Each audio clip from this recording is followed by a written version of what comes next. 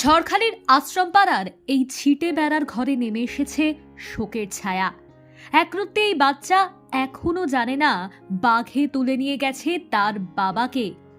কি আর করা যাবে, মাছ কাঁকড়া না ধরলে পেট চলবে না, আর পেট চালাতে গেলে পড়তে হবে বাঘের মুখে। সুন্দরবনের মানুষের কাছে এটা এখন নিয়তি। এবার কাঁকড়া ধরতে গিয়ে বাঘের মুখে পড়লেন 28 বছরের মৃত্যুঞ্জয় সুতার। ঝড়খালির আশ্রমপাড়ার বাসিন্দা মৃত্যুঞ্জয়কে বাঘে তুলে নিয়ে গেল চোখের সামনে দিয়ে, আর তার সাক্ষী হয়ে রইলেন সঙ্গীরা। গতকাল ওরা জঙ্গলে গেছিল কাঁকড়া ধরতে, সেখানে গিয়ে এই বাঘের কবলে পড়ে আর কি। আচ্ছা, চারজন ছিল, ওর পিছনে ছিল, আমরা যেটা শুনেছি ওদের কাছে, আর বাকি যারা ছিল তাদের কাছে পিছন থেকে ওরা তুলে নেয় এবার। মানে বাঘে তুলে নিয়ে গেছে। হ্যাঁ, তার সঙ্গী সাথীরা থাকলে তাকে বাঁচিয়ে আনতে পারেনি। না, ওরা পিছনে ওরা ফিরে দেখে ওরা তুলে নিয়ে চলে যাচ্ছে আর কি। ওরা নেমে কি কাঠফাট ভাঙতেছিল সেই সময় জঙ্গলে।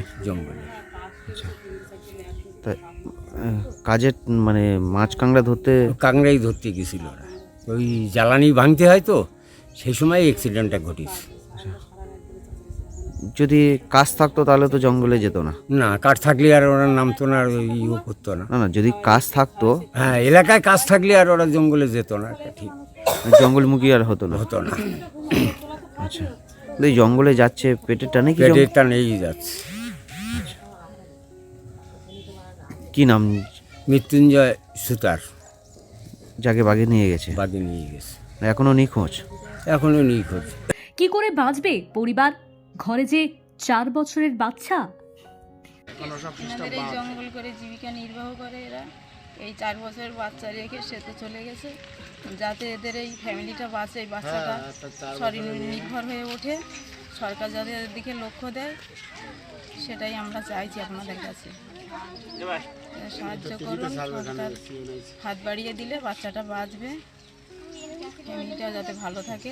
কতজন গিয়েছিল মাছ কাঁকড়া ধরতে? 4 জন গিয়েছিল। 4 জন মাছ কাঁকড়া ধরতে গিয়েছিল। হ্যাঁ, 4 জনই গেছিল।